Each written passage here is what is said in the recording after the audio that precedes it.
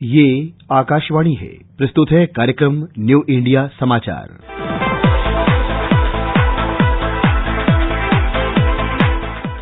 सादर नमस्कार। आकाशवाणी के समाचार सेवा प्रभाग की प्रस्तुति न्यू इंडिया समाचार में आपका स्वागत है। श्रोताओं, आज हम आपके समक्ष 1 से 15 जुलाई का अंक लेकर प्रस्तुत हुए हैं।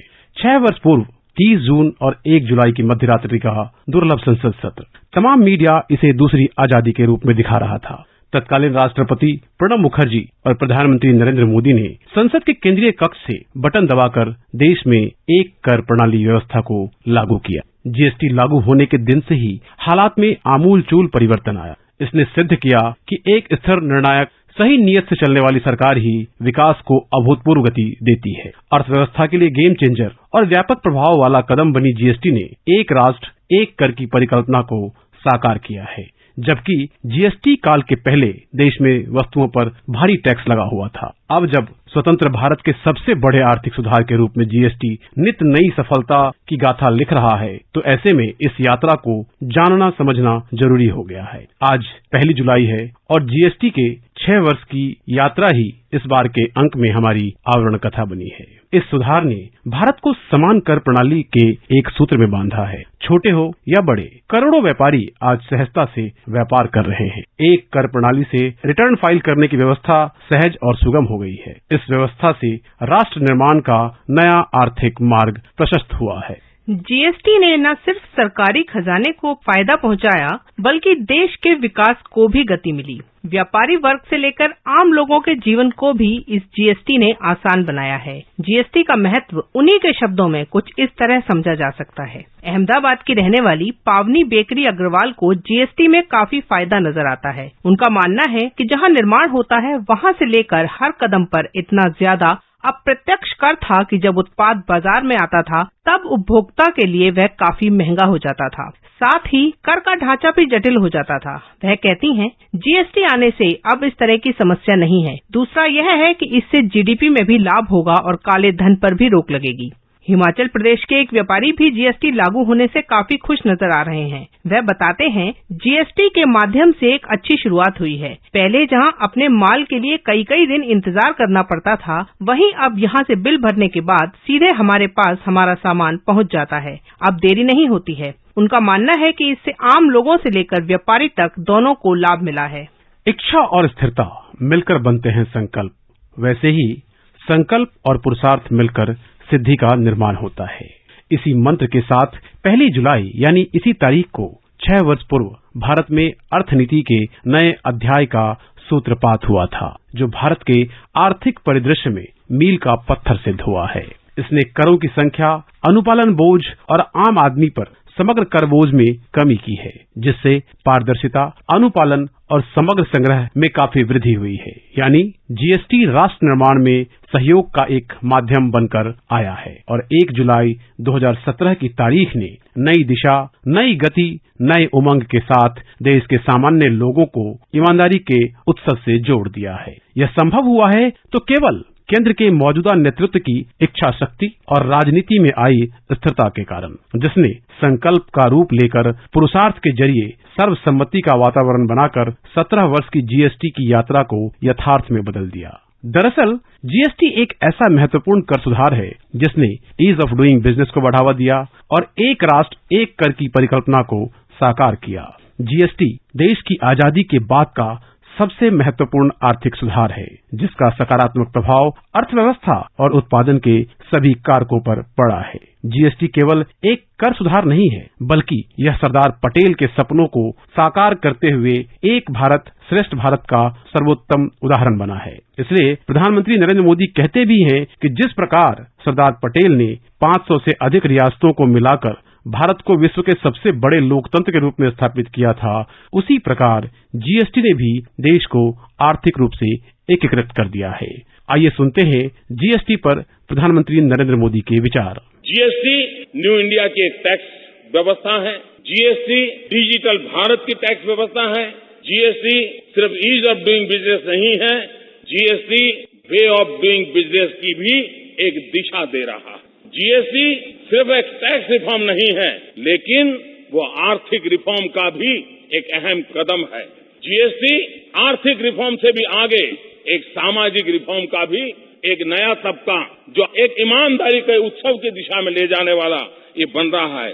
कानून की भाषा में GST goods and service tax के रूप में जाना जाता है, लेकिन जीएसटी से जो लाभ मिलने वाले हैं, और इसलिए मैं ये कहूंगा कि कानून भले कहता हो कि गुड्स एंड सर्विस टैक्स, लेकिन हकीकत में ये गुड एंड सिंपल टैक्स है। और गुड इसलिए कि टैक्स पर टैक्स जो लगते थे उससे मुक्ति मिल रही है।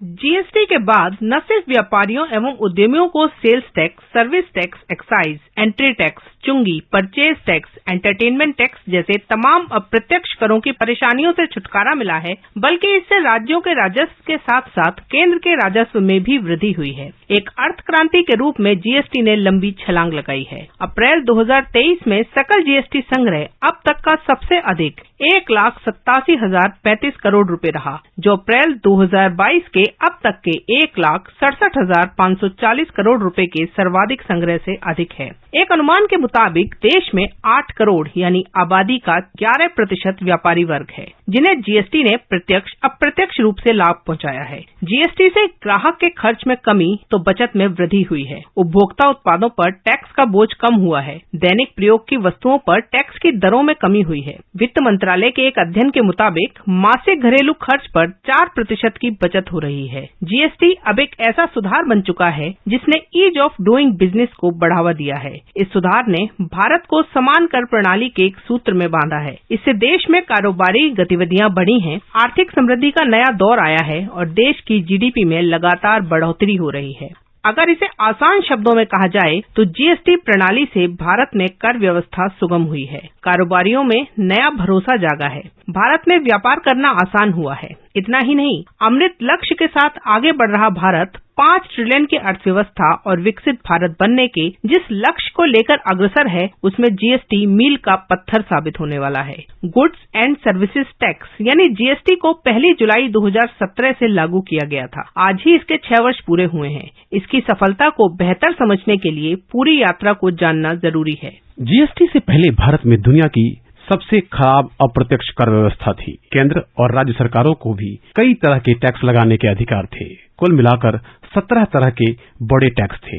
इसलिए किसी भी कारोबारी को 17 इंस्पेक्टर, 17 रिटर्न और 17 असेसमेंट से जूझना पड़ता था। इसके अलावा टैक्स की दरें बहुत ऊंची थी। वैट और केंद्रीय उत्पाद शुल्क की सामान्य दरें क्रमशः 14.5% और 12.5% थी। इतना ही नहीं, इन पर सीएसटी भी लगता था और अंततः टैक्स दर अधिकतर वस्तुओं पर 31% तक पहुंच जाती थी। ऐसे में करदाता के पास 2 ही विकल्प होते थे, या तो वह ऊंची दरों पर टैक्स दे या फिर उसकी चोरी करे। उस समय टैक्स की चोरी बड़े पैमाने पर होती थी। भारत में कई तरह के बाजार थे। हर राज्य एक अलग तरह का बाजार था क्योंकि वहाँ की टैक्स दरें अलग अलग थीं। जीएसटी से पहले देश और राज्यों में जो टैक्स सिस्टम लागू था, उसमें कारोबारियों को कई तरह की कर व्यवस्था से गुजरना पड़ता था। कई सामानों पर अतिरिक्त उत्पाद कर अलग से लगता था। वही माल अगर एक राज्य से दूसरे राज्य में भेजा जा रहा है तो राज्य में प्रवेश करते ही एंट्री टैक्स लगता था। इसके बाद जगह जगह चुंगियां अलग से, माल बेचते समय वैट चुकाना पड़ता था। कई मामलों में बिक्री कर भी लगता था। अगर कोई सामान विलासिता की श्रेणी में आता है तो विलासिता कर अलग से चुकाना पड़ता था। वह सामान अगर किसी होटल या रेस्टोरेंट आदि में उपलब्ध कराया जा रहा हो तो सर्विस टैक्स अलग से देना पड़ता था। अलग अलग राज्यों में एक ही सामान पर टैक्स की दर अलग अलग होने से कीमत भी अलग होती थी। यानी उपभोक्ता के हाथों तक पहुंचने से पहले किसी सामान या सेवा को कई तरह के टैक्स से गुजरना होता था। जीएसटी लागू होने के दिन से ही हालात में आमूलचूल परिवर्तन आया। सभी 17 तरह के कर का एकीकरण हो गया। पूरा भारत एक बाजार हो गया। अंतर्राज्यीय नाके हटा दिए गए। एंट्री टैक्स खात्मे के बाद शहरों में प्रवेश सुगम हो गया। विभिन्न राज्य मनोरंजन के नाम पर 35 से 110% तक टैक्स वसूल कर रहे थे। इसमें भारी कमी हुई है। 235 आइटम पर पहले 31% या उससे अधिक टैक्स लग रहा था। इनमें से 10 को छोड़कर सभी पर टैक्स तुरंत घटाकर 28% कर दिया गया। उन 10 आइटम पर तो टैक्स घटाकर और भी कम यानी 18% कर दिया गया। बहुत थोड़े समय के लिए कई स्लैब बनाए गए थे ताकि किसी भी वस्तु की कीमत ऊपर जाने न पाए। इससे कीमतें बढ़ने से रुक गईं। आम आदमी के इस्तेमाल इस्तेमाल की वस्तुएं 0 या 5% टैक्स दायरे में लाई गईं। रिटर्न ऑनलाइन हो गए, असेसमेंट भी ऑनलाइन हो गया और इंस्पेक्टर की फौज गायब हो गई। राज्यों को गारंटी दी गई कि पहले 5 सालों के लिए उन्हें उनके बेस राजस्व में 14% की बढ़ोतरी होगी। जीएसटी का आधारभूत विचार मौलिक नहीं था। दुनिया के कई देशों में प्रयोग के तौर पर इसे लागू किया जा चुका है। अनेक तथ्यों को ध्यान में रखते हुए भारतीय मॉडल को विकसित करना जरूरी था। भारत राज्यों का एक ऐसा संघ है जिसमें केंद्र और राज्य दोनों को ही राजकोषीय अथवा वित्तीय दृष्टि से सुदृढ़ होना अत्यंत जरूरी है। भारत राज्यों का परिसंघ नहीं है, इसलिए केंद्र सरकार के राजस्व की कीमत पर राज्यों की राजस्व स्थिति को सुदृढ़ नहीं किया जा सकता है। ऐसे में देश के बाजारों को एक सूत्र में बांधने की आधारशिला वर्ष 2000 में ही तत्कालीन प्रधानमंत्री अटल बिहारी वाजपेयी ने रखी थी। भारत की विविधता और उसकी जटिलता के लिए पूरी तरह से उपयुक्त जीएसटी मॉडल तैयार करने के लिए एक उच्च स्तरीय पैनल का गठन किया। फिर वर्ष 2006 में तत्कालीन केंद्रीय वित्त मंत्री ने अपने बजट भाषण में प्रस्तावित किया कि 1 अप्रैल 2010 से जीएसटी लागू किया जाएगा, लेकिन ऐसा संभव नहीं हो पाया। राजनीतिक सहमति नहीं बन पाई और 15वीं लोकसभा के विघटन के साथ ही बिल भी खत्म हो गया। वर्ष 2014 में केंद्र में नई सरकार की सत्ता में आने पर इस प्रक्रिया को तेज किया गया। राजनीतिक सहमति के साथ 1 अगस्त 2016 को संविधान संशोधन बिल पेश किया गया। राज्यसभा ने 3 अगस्त 2016 को और फिर 8 अगस्त 2016 को लोकसभा ने इसे पारित किया। आधे से अधिक राज्यों की सहमति की औपचारिक प्रक्रिया के बाद राष्ट्रपति ने 8 सितंबर 2016 को इसे अधिसूचित किया और भारत में जीएसटी का मार्ग प्रशस्त हुआ। दरअसल प्रधानमंत्री नरेंद्र मोदी ने एक ऐसे भारत के लिए विजन दिया जो देश के आर्थिक लक्ष्यों को प्राप्त करने की दिशा में एक साथ काम करता हो। आज जीएसटी की सबसे बड़ी सफलता यह है कि जीएसटी परिषद एक अत्यंत कारगर एवं प्रभावशाली निर्णय निर्माता संघीय संस्था साबित हुई है। राज्यों के वित्त मंत्रियों ने संघीय गवर्नेंस के मामले में इतिहास रच दिया है। एमएसएमई के लिए जीएसटी ने देश भर में एकीकृत बाजार और राज्यों में समान कर व्यवस्था दी, जिससे मूल्य बदलाव नहीं होता। इसकी वजह से व्यवसाय पर प्रभाव नहीं पड़ता। बिना भौतिक हस्तक्षेप के सरलीकृत व्यापार प्रक्रियाएं और ऑनलाइन कर भुगतान और 5 करोड़ रुपए तक के वार्षिक कारोबार वालों के लिए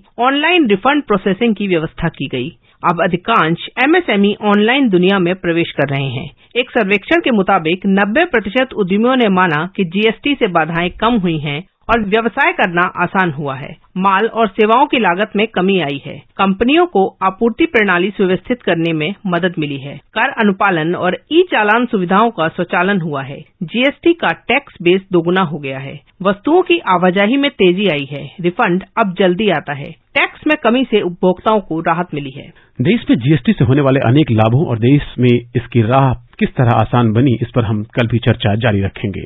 श्रोताओं, चार्टर्ड अकाउंटेंट हमारे देश के आर्थिक विकास के एक महत्वपूर्ण स्तंभ हैं। उनकी विशेषज्ञता और वृहद ज्ञान राष्ट्र निर्माण में महत्वपूर्ण भूमिका निभाते हैं। चार्टर्ड अकाउंटेंट दुनिया के सबसे महान पेशे में से एक है। किसी दस्तावेज पर सीए का हस्ताक्षर दस्तावेज के कंटेंट और इसकी सत्यता, सत्यनिष्ठता तो सच्चाई का एक बहुत शक्तिशाली सबूत होता है। हमारे देश में करीब 3 लाख चार्टर्ड अकाउंटेंट हैं। आज 1 जुलाई चार्टर्ड अकाउंटेंट दिवस भी है, जिसे पत्रिका के बैक कवर पर स्थान दिया गया है। इसके अलावा 1 जुलाई यानी आज ही के दिन राष्ट्रीय चिकित्सा दिवस भी है, जिस पर विशेष सामग्री पत्रिका में शामिल की गई है। वहीं 1 जुलाई 2015 को शुरू डिजिटल इंडिया कार्यक्रम के भी आज 8 वर्ष पूर्ण हुए हैं। इन सभी पर कार्यक्रम के आगे की कड़ियों में विस्तार से चर्चा करेंगे। आज की चर्चा को यहीं विराम देते हैं। इस पाक्षिक पत्रिका की हर प्रति newindiasamaachar.pib.gov.in वेबसाइट पर उपलब्ध है, जहां आप सभी समाचारों को विस्तार से पढ़ सकते हैं और डाउनलोड कर सकते हैं। डिजिटल और प्रिंट में यह पत्रिका देश ही नहीं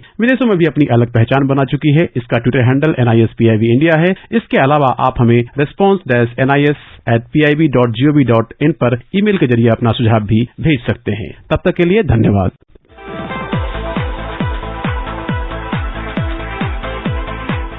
अभी आप सुन रहे थे कार्यक्रम न्यू इंडिया समाचार, जिसे प्रस्तुत कर रहे थे संतोष कुमार और नलिनी शर्मा। ये कार्यक्रम आकाशवाणी के समाचार सेवा प्रभाग द्वारा प्रस्तुत किया गया। इसे आप हमारे mobile app news on AIR और YouTube channel news on AIR official पर भी सुन सकते हैं।